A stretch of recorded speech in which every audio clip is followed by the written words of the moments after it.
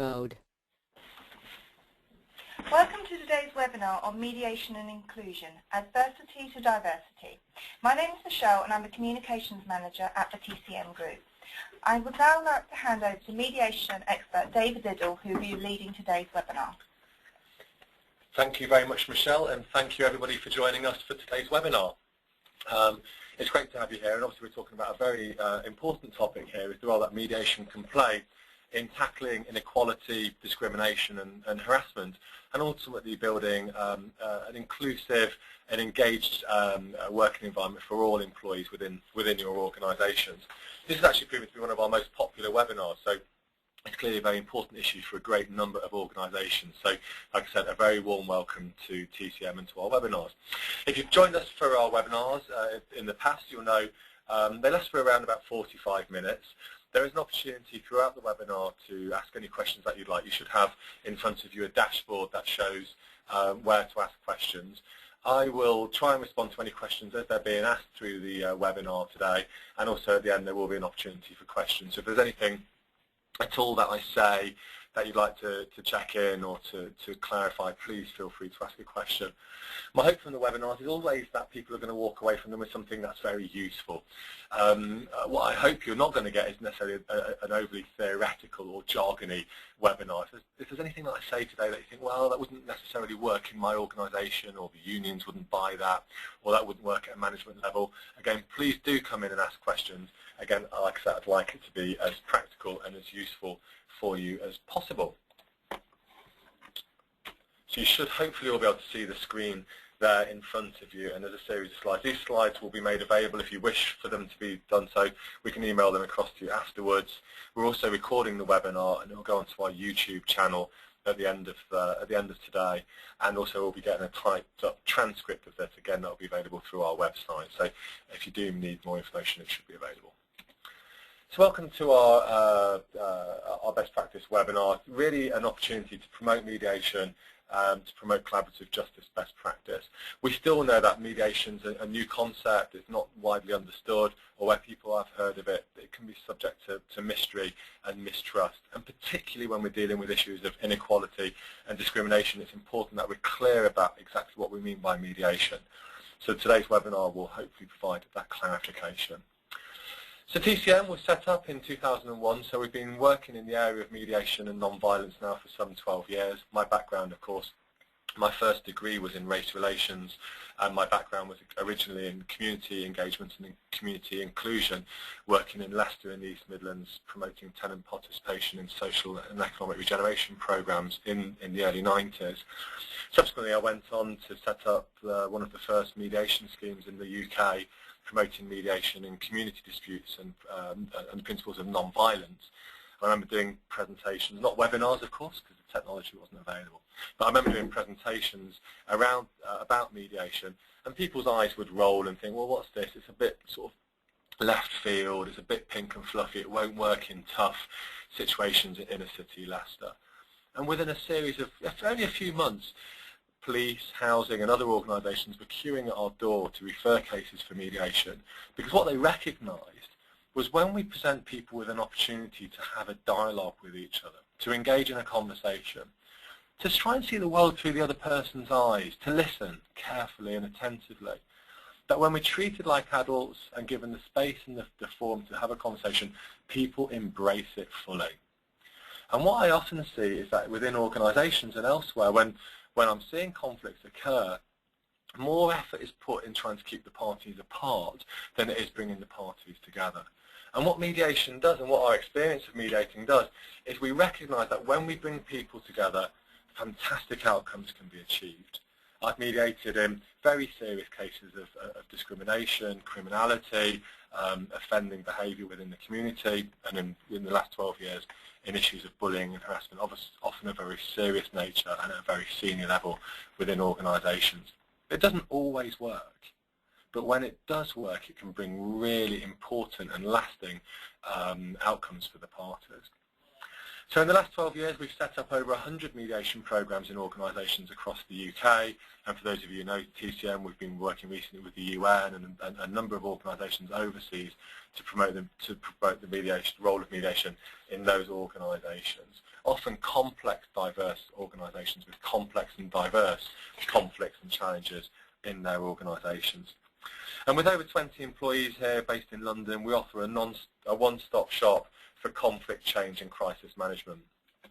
I don't mean crisis in terms of oil spills or floodings. I mean crisis in terms of how people are reacting to each other at times of controversy and challenge within their organisations.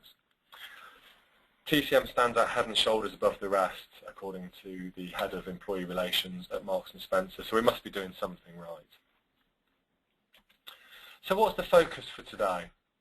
Well, as I've said already, some of the barriers to people accessing mediation is a misunderstanding or mistrust of the process. So I'd like to share with you a definition of mediation and try and explain and get a kind of shared understanding of what exactly we mean by this term. Of course, you can't pick up a journal or an HR or an employment relations journal without seeing something about mediation, but it's amazing how unclear it still is in a great people's minds.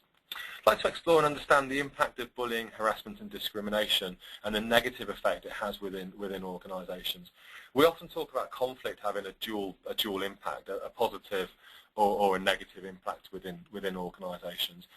When we talk about bullying, harassment and discrimination, it's very difficult to identify a positive impact that can come about from those particular issues. In fact, for all concerned, there's very little positive impact. But the positive impact can come about when people experience these particular issues and they're courageous enough and willing enough to come together in a room and have what is going to be, and often is, a very difficult conversation with each other. Mediation is a part of what I call collaborative justice. Our reliance in the UK is on adversarial justice processes to try and achieve an outcome.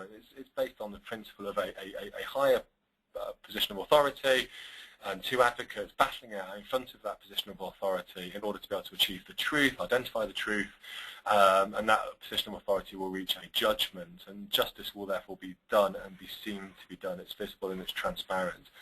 Adversarial justice has its place, and of course, since the introduction of the new Equality Act in 2010, we've seen a real change in justice processes. The 116 separate pieces of legislation being brought together, and the Equality Act launched on the 1st of October 2010.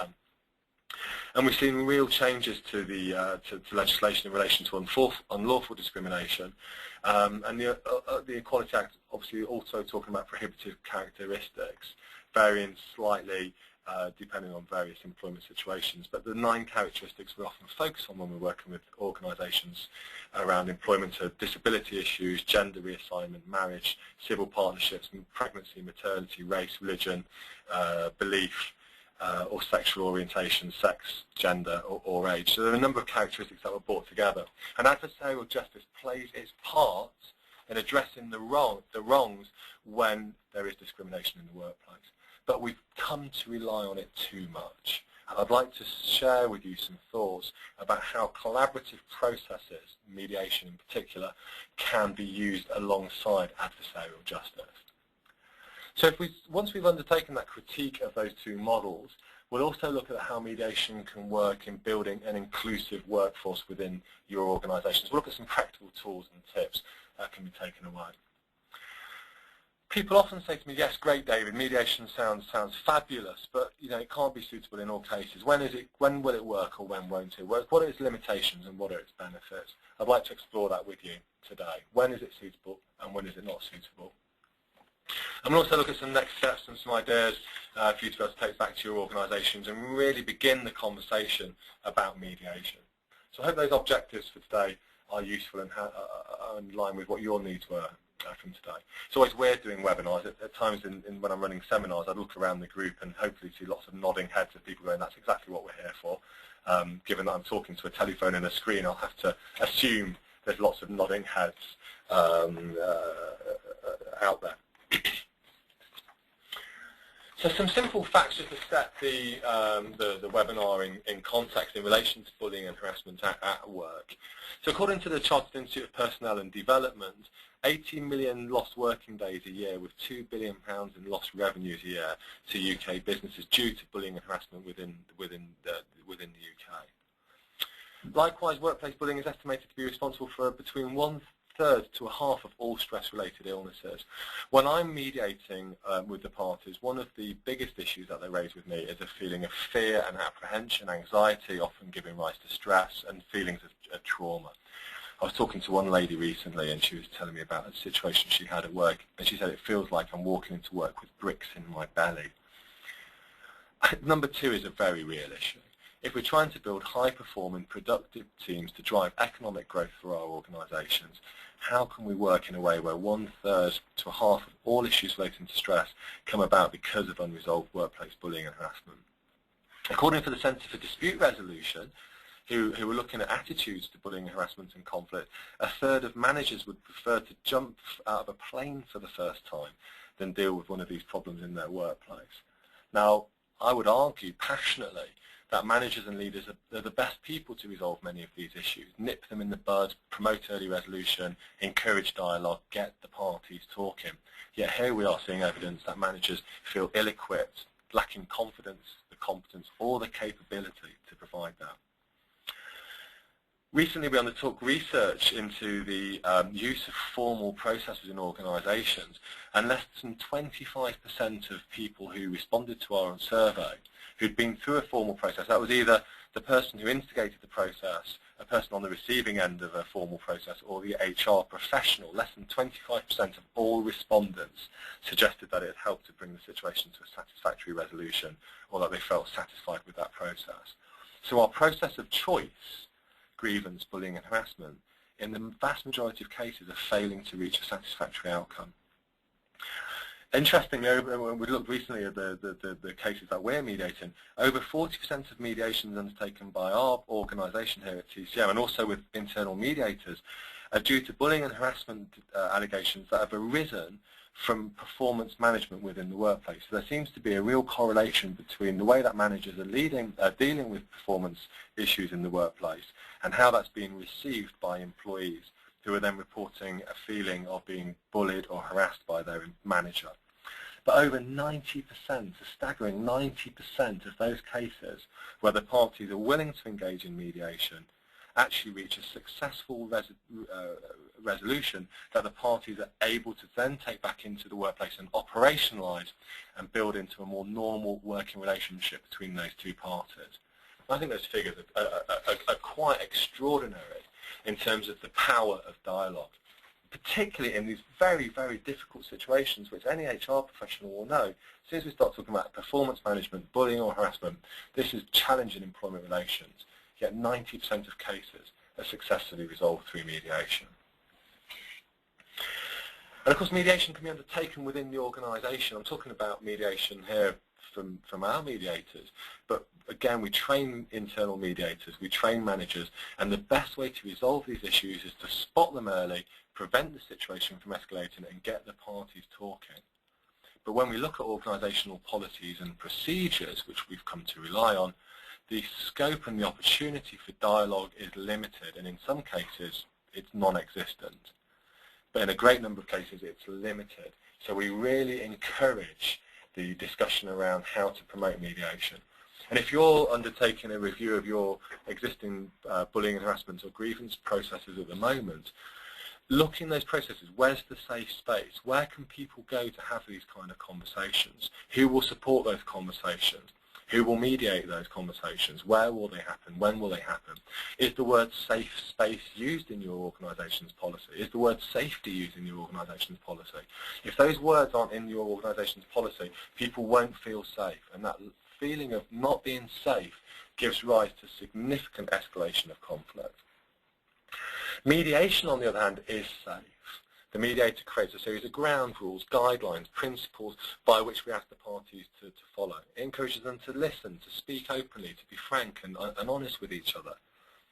It's non-adversarial. It's inherently non-adversarial. It allows the parties to talk to each other without the blame, the retribution, the negativity that often comes when we're talking about bullying and harassment. We know that whichever side of the fence you're on, the victim or the person being complained about, strong feelings come about very quickly. We know that people adopt the position of I'm right, you're wrong.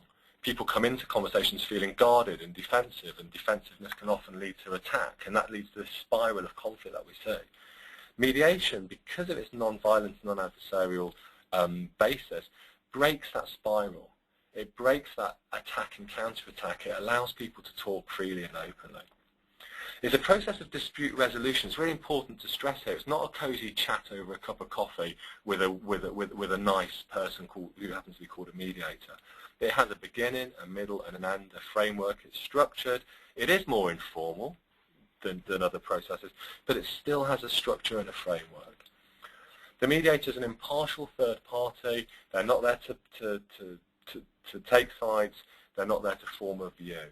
But that doesn't mean it can't be someone from within the organisation. And the mediator allows the parties to have an open and honest dialogue. In a moment I'll share a story of a mediation I did recently. But people often say to me, David, what's at the heart of mediation? What's the essence of this process all about? What makes mediation different? Openness and honesty is what it's about. Mediation allows people to talk about the impact of their behaviour and the intent, the impact of the other person's behaviour and the intent behind their behaviours in a way that just doesn't happen through investigations, through formal processes. So the parties, through mediation, identify a series of options and then craft an outcome. It's their outcome, but it's based on something which is mutually acceptable. It's a collaborative outcome, something they both agree on. It can be agreed to disagree, but it actually can be more profound and more powerful than that. The best mediation outcomes I ever see are basic, straightforward outcomes as well. Mediation isn't rocket science. Saying good morning to each other, copying each other into emails, being more inclusive during team meetings, encouraging people to speak out, to share their views, to talk about their values and their beliefs during team dialogue and team discussions. It's not rocket science, it's good practice. So the mediation process takes us back to a centre of good, simple practice. I call it common sense. The mediator doesn't propose solutions. They don't make judgments about who is right or wrong. And again, that's very, very different to our experience of how we normally tackle bullying, harassment or discrimination. They don't assess culpability or blame. And the mediation process, as we know, is a voluntary process and it's a confidential process. Parties can speak freely and openly in mediation without fear of that information being used elsewhere. And I know this to raise up real issues for HR professionals who are used to collecting audit trails, who are used to taking notes. But it's liberating for the parties. They can talk about what really is going on for them, the real impact of a particular situation, face to face to the other person.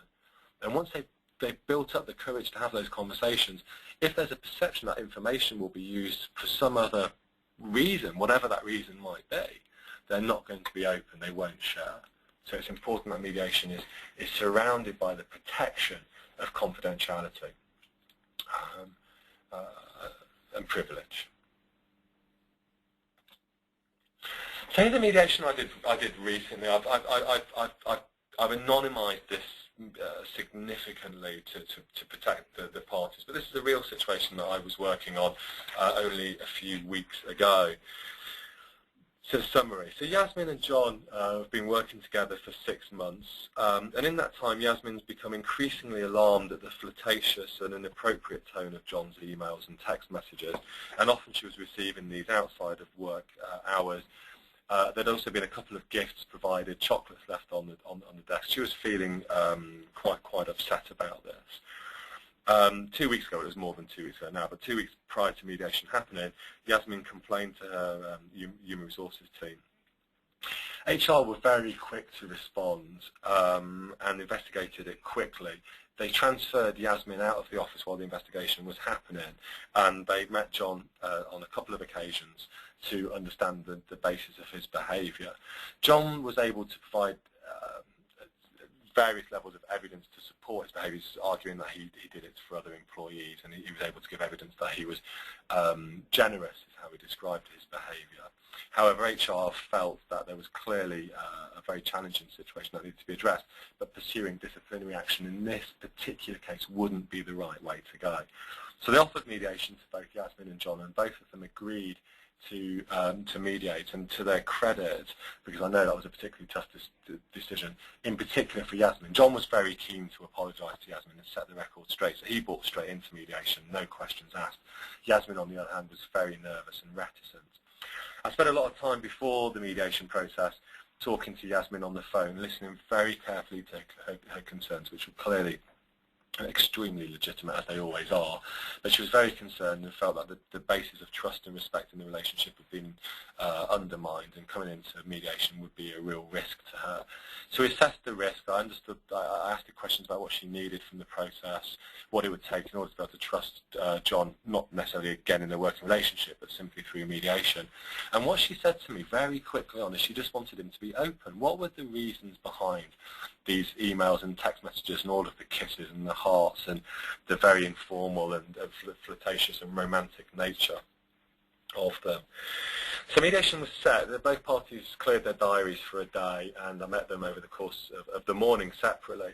And in the morning of the mediation, they really opened up to me during the first meeting. So we meet the parties for about an hour.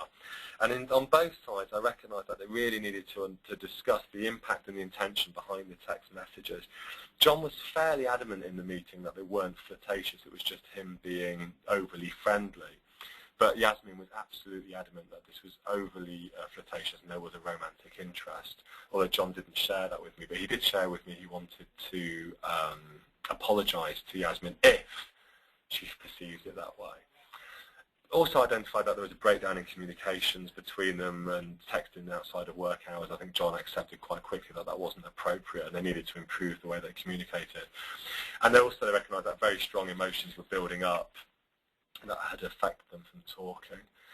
At the joint meeting, both parties really listened and engaged with each other. Interestingly, John came in and apologised profusely for the way that Yasmin had perceived his emails, but Yasmin was not happy about that apology. She felt it was shallow and hollow, and he wasn't taking responsibility, and she told him that during the mediation process. During a break in the mediation, we discussed this with John, and I asked him what his thoughts were in relation to Yasmin's perception he wasn't being open and honest, and he accepted to me that he had started with romantic interest in Yasmin. And I asked him if he'd be willing to share that with Yasmin, and he said that he would. So we came back into the mediation, a very powerful moment where John turned to Yasmin and accepted that there had been a romantic interest in her, but that wasn't the case anymore. There were tears on his side and on her side as a result of that sharing, but immediately I saw a shift in the way that they were communicating with each other. And Yasmin described taking something positive from this. She felt empowered, she used the word empowered, because of his honesty. And based on that, she said to him, I feel that we can go back to work, but you need to change the way that you behave to me. She also said to him that she really respected him, and this is the paradox often of conflict.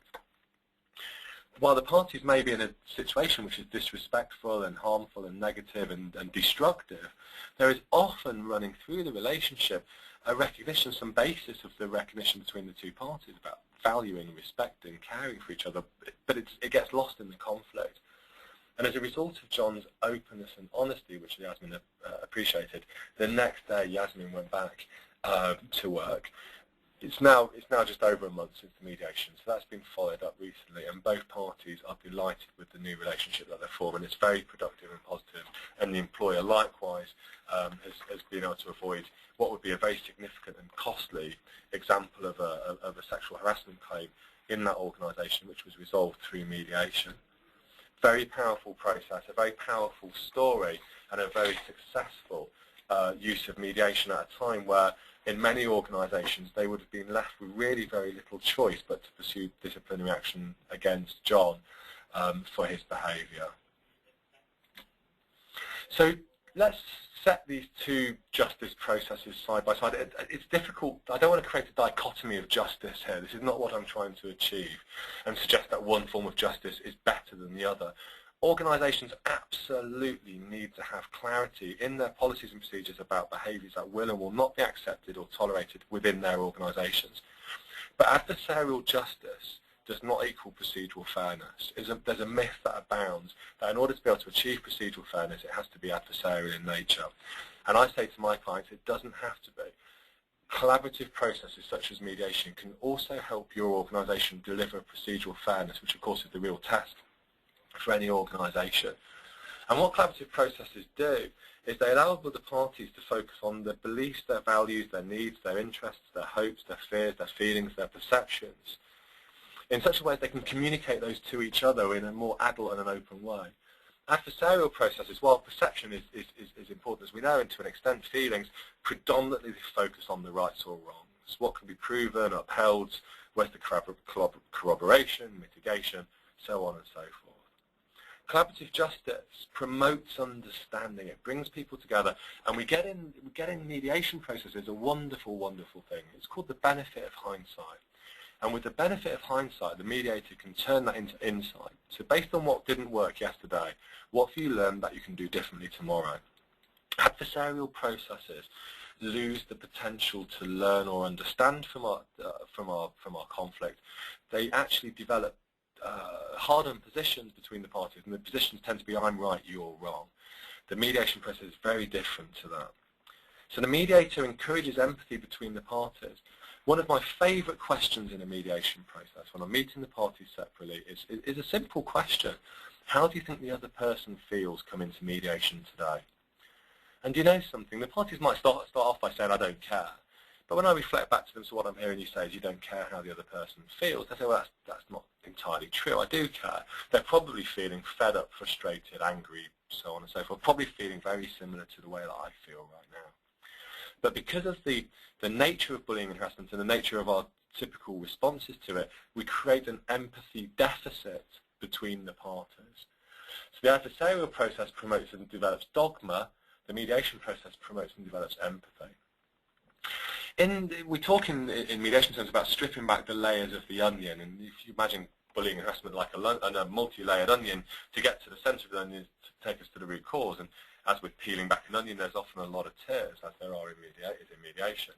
But we address the root cause of the conflict through mediation. The root cause of the conflict is what were your needs and what's the impact been of not having your needs met. They need to be respected, treated as an equal, treated as a human being, validated, so on and so forth. Adversarial processes don't address root cause. They assess culpability in order to be able to reach a sanction based on who's right or who's wrong. They miss an opportunity for learning, personal learning, organisational systemic learning. Mediation itself is non-judgmental. Now we recognise that a lot of the behaviours in bullying, harassment and discrimination are based on judgments. Judgments plus prejudice plus power equals discrimination. So there's a formula that gives rise to discrimination, of which being judgmental and having power and authority alongside our prejudices gives rise to this. In some respects, our policies and procedures which require a judgment to be made, in some respects potentially worsen that process because they are inherently judgmental. They create a culture of judgmental approaches. So what the mediation process does is it offers an opportunity for reflective, open and honest adult-to-adult dialogue. When I look at bullying and harassment and discrimination procedures in organisations, or in all but the most enlightened organisations where they've recognised that these processes are inherently flawed, there is a lack of opportunity for reflection and for learning. And as a result, it feels like we're on a conveyor belt or an escalator, taking us out of control, and we lose control and we lose the potential to change and to learn. So the result of that change and learn is we see a change in behaviour and attitude through consensus. Now I know, and I've seen, and obviously the Employment Act and the changes to employment legislation, wherever we look at it, can and is changing behavioural change. It would be ludicrous to suggest that the law doesn't have a critical part to play in driving behavioural change. But the behavioural change through law or litigation or adversarial process tends to be based on this threat of sanction or sanctions or some form of a draconian action taken. It doesn't actually change the attitudes, and one of the problems with an entire reliance on adversarial processes is a suggestion that in actual fact what it does is it drives the attitudes beneath the surface. They're no longer open and transparent in order for us to challenge them. They become more pernicious, more negative. They operate beneath the surface. They bubble up from time to time. I'm not sure, you might have your own thoughts on that. In the collaborative justice model, the wrongdoer is held to account. I hear there's something said. It's a fascinating comment that people sometimes say to me, mediation is the soft option. I remember doing some work in Leicester with some young offenders at Glen Parva Young Offenders Institutes in Leicestershire, and we did some research. It was back in the 90s now. But with those young offenders, they'd all pleaded guilty and they'd all demonstrated some level of remorse for their crime. And we asked them, you know, if you're given a choice, would you prefer to A, meet the person, the victim of your crime, or would you B, prefer to do a 6-month stretch in prison? 85% of youngsters who were given that choice prefer to do a 6-month stretch in prison. Meeting the other person on the other side of the table, there's nowhere to run, there's nowhere to hide. When that person is looking you in their eyes, with tears running down their cheeks, telling you that they haven't slept for weeks, they haven't been able to eat properly, they're scared, they're fearful, they're anxious, they're worried about their job, their future, their family. And they're talking to you because it's things that you've done that have caused this fear. There's nothing more powerful than that environment to drive real change. So mediation is not a soft option. It's not the easy route out. It's not brushing the issues under the carpet. People are confronted directly with the impact of their behaviour. Now, in adversarial processes, which appear to be the get tough approach, one might argue that actually adversarial processes in themselves are an abrogation of our responsibility for the conduct or for our behaviour. We're not held to account necessarily in the way. The victim isn't necessarily able to speak out about the true impact of their behaviour on the wrongdoer. The wrongdoer, whatever the sanction is, whether there is one or not, never truly fully appreciates the impact of their behaviour, and they aren't given the choice or the opportunity to transform their behaviour based on an impact of another person. So, as I said, adversarial justice absolutely has its place in a healthy organisation and in a healthy society, but we're mistaken to believe it's the only way to address these issues. And both of those, as you can see from the bottom of this slide, both of them can deliver procedural fairness. For those of you in organisations who are considering how to use mediation and where to use mediation, my advice to you is this: make it visible, make it clear, and explain to everyone in your organisation exactly why you're using mediation. One of the biggest barriers that I see in organisations' use of mediation in these issues is the perception from employees is that there's some hidden agenda and it's not clear. So hopefully what I'm doing today is starting a dialogue, and my advice is to take what I'm saying, and I'd be delighted to have these conversations with you ongoing, is to have these conversations in your organisations, because by doing so people start to understand what you're trying to achieve by introducing a mediation programme to tackle bullying, harassment and discrimination. So the FAIR framework is the framework that we've developed here at TCM that brings, that underpins our mediation practice. And again, if you've been trained by us or worked with us, you'll know the framework. But the mediator's role is to facilitate the dialogue, to make the dialogue easier between the parties. We recognise it's going to be difficult and it's courageous, but our job is to promote that dialogue, to build rapport, to make parties feel safe and have an easier conversation. Appreciation is the ability to put ourselves, to see the world through the other person's eyes, to put ourselves in their shoes. And as I've already suggested, there is a significant empathy deficit in most of our organisations. In fact, if you might be sat at your desk, you might have a copy of your bullying and harassment policy sat by your side right now. Just have a flick through it after this webinar. Does the word empathy get mentioned once in your bullying and harassment policy?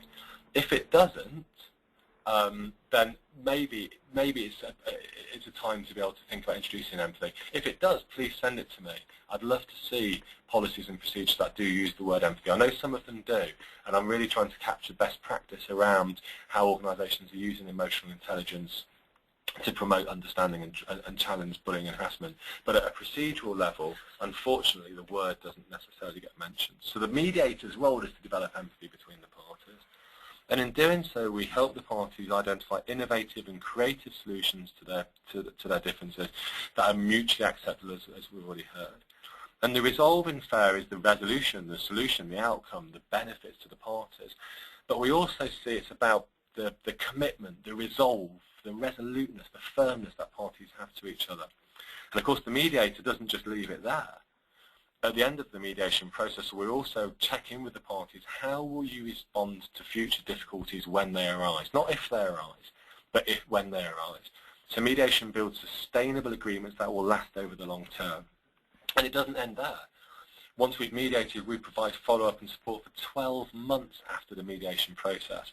That's proactive follow-up. We contact the parties at intervals after the mediation process. We also provide helpline support to the parties, to their HR business partner, and to their manager. So we try and provide as much support to the parties, recognising that Rome wasn't built in a day. The mediation process is the start of their journey, and it's about the support they give. For those of you who are HR professionals, there's a really important role to play here as well. I'm really fascinated by the business partner in Ulrich model and how mediation is playing a significant role in helping HR business partners deliver a business partnering function, and how formal policies and procedures in some organisations, not all organisations, but in some organisations, are actually preventing the true effectiveness of the Ulrich model. And what we're finding is the use of mediation is changing the way that HR function, particularly when it comes to bullying, harassment, grievances, complaints, and so on. Because when we've been through a mediation process with the parties, they come back to HR not to instigate a due process, but to seek guidance on support about how to build a stronger relationship. So the HR function changes, potentially from a policing function to an enabling function. And these are just some of the benefits that you will recognise as a result of introducing mediation into your bullying and harassment and discrimination frameworks. Significant reduction in time spent on grievances and cases, both at management and HR. We do investigations here at TCM, so I know how long they take, and not all investigations, of course, are around bullying and harassment, but a large number of them are. And the time and the money that is spent on investigations is significant. And we also know that in employment tribunal, the investigation report, particularly if the investigation has been undertaken by a manager in the business who's not fully trained or competent on the investigations, is the weakest link in an organisation's case, its defence at an employment tribunal. We also know that in relation to employment tribunals, bullying and in particular discrimination claims are increasingly prevalent at employment tribunal, multiple case discrimination claims. So the investigation is often the weakest link. It's also one of the most expensive aspects of handling the situation, notwithstanding the legal cost of employment tribunals or sheriff's courts, the cost of absence, the cost of cover. So you should see those decrease through the introduction of mediation, with an increase in productivity, inclusion, goodwill, confidence, with effectiveness, engagement, and a sense of cohesion within your teams. Just to say that the stress and sickness should be on the left-hand column, not on the right-hand column. So note to self: get the table right. Introducing mediation, I can assure you, you shouldn't see an increase in stress and sickness. So I must remind myself to change that particular slide on the right-hand column of that table. So just a thought then, really, as we're beginning to close the webinar, about when is mediation suitable and when is it not suitable. Well, you know, I've mediated in cases including murder, serious offences, very serious cases in the workplace involving high levels of race or other forms of discrimination at a senior level, even up to a chief executive level. I've seen it work, and I don't want to sound naive by saying this, but I genuinely believe it can work in all cases if the parties are given the right information at the right time to come into mediation. But there are clearly going to be a number of factors that impact on decisions that you make about whether to mediate or not. It's when the person bringing the complaint requests mediation, then that's a great place to start. Or again, the respondent might request mediation, or as an HR professional or business leader, you may see, well, actually, if only they could get in a room together and talk about it, they'd understand each other. Those instincts are great instincts. They're telling us that maybe mediation could be suitable. You might identify through a preliminary investigation or some form of mutual evaluation that mediation may be suitable. And increasingly investigating managers or investigating officers are learning how to press the pause button or to stop the clock on the investigation to give space for mediation to happen. And I celebrate that, because it does give people the chance, even though it's become formal, to go into mediation. And certainly in the case that I talked about with Yasmin and John, that was very much the case, where a preliminary investigation had suggested mediation. You may, as an employer, have undertaken what reasonable steps to try and resolve the situation through formal processes. They may or may not have worked, and it may be a decision by you as the employer that actually bringing the parties together through mediation could be useful, and that decision could be made by a determination panel or an appeals panel as part of a finding of a formal case. And critically, and this is really important to stress here, because we talk a lot about mediation being useful as a proactive tool at the early stage of a conflict, but actually at the end of the process, my recommendation to appeals panels and determination panels is to consider using mediation as a tool for reintegrating the parties. If you're undertaking a return to work after sickness or suspension, again, consider introducing mediation as one of your recommendations at that stage. Again, it gives the parties a chance to think about how are they going to work together going forward. So mediation works very well and can be very effective once formal action has been taken. And in a more proactive way, mediation skills, when managers possess these skills, can be used to develop strong teams. They can promote dialogue within teams, encourage an open debate. And that openness and, if you like, that level of transparency that we can see in teams often prevents problems occurring in the first place. So managers who have team meetings where people can speak out, where they feel safe, they're given the time and the respect and feeling valued enough to share their differences and their concerns, can often prevent these issues occurring in the first place. And I guess, after all, that's what we're all trying to achieve. Some thoughts in terms of when mediation may not be sensible or suitable. Well, if there's been a clear offence committed that requires disciplinary action or even potentially police action, then mediation is not going to be the right route at that point. Where the victim, or indeed the respondent or the other person being complained about, where they're just too traumatised to mediate. We don't want to make it worse for people. We don't want people to feel victimised or subject to further trauma as a result of mediation. We know they're not going to be happy or comfortable coming into mediation. It's unlikely. But we certainly don't want to make them feel that they've been victimised even worse because of coming into mediation. We have to work at their pace. We don't want to rush people. And of course, if there are complicating factors that need to be taken into consideration, I've just listed 3 or 4 of those here. The drugs, of course, alcohol, and mental health issues, and any other kind of complicating, extenuating factors that you would know as an HR professional. Then bear those in mind. They're not necessarily going to absolutely rule out, but they need to be considered and taken on board. So just a little bit about TCM. I hope this has given you a useful sort of picture of how and where mediation can be used in promoting a strong, resilient, inclusive, engaged workforce. And it's what we do at TCM. We love working with organisations to develop in that kind of culture within organisations. So we deliver mediation services. We advise organisations on the role mediation can play in tackling inequality and discrimination. And we do an awful lot more as well. We can review your existing equality and diversity frameworks, or indeed the procedures that you use to measure things, to manage things when things go wrong. We can help you to develop equality or inclusion policies and action plans within your organisation. We can train your employees and managers in all aspects of diversity and dispute resolution best practice, and we do that a lot for organisations now. We develop dignity at work and fair treatment programmes, and we've undertaken a number of those for organisations across the UK, and we develop equality and dispute resolution frameworks for public bodies to complement existing public sector equality duties that might be in place. And we train equality officers, harassment officers, trade union officials, managers and others on recognising, preventing and responding to issues of inequality, discrimination and harassment in the workplace. So I hope that today's been useful. Thank you very, very much for joining me on today's webinar.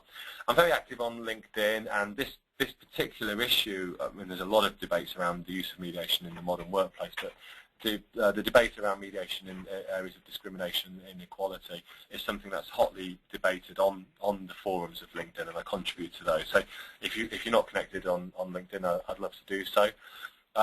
Please do email me after the webinar with any questions. If you've got any questions, I can see 1 or 2 appearing, so I'll have a little look at those. If you've got any more questions, I'll be happy to take those. And I did have a question here from Stephanie. So Stephanie, thank you for this. How do you encourage a manager to consider mediation at an earlier stage rather than wait for grievance procedure? Well, thanks, Stephanie. So that's a really good question in terms of the role that managers might play. We just look at the benefits to the manager in terms of, as with any party, of coming together and having a conversation and a dialogue as an alternative to grievance processes, which can take time. They can result in more positional hardening of positions, and by simply talking to each other and listening to each other, whether or not that can promote an early discussion. I do run a webinar. We have a saying here at TCM at the moment, is if it moves, run a webinar on it. So I have a webinar on the role of managers and leaders in mediation, Stephanie, and anyone else. So if you're interested in hearing more about the role of managers and leaders, please do sign up to that webinar. So there's probably a lot more I could say on that, but I am conscious of time. But thank you, Stephanie, for that question. So it's been great speaking with you today. Thank you very much for your time, and I'll hand over now to Michelle, who's going to close the webinar. Thank you, David. And thank you once again for joining us today. Our next webinar will be Mediation and the Psychological Contract, and that will be on the 28th of November. Do hope you can join us, and happy mediating. Bye-bye.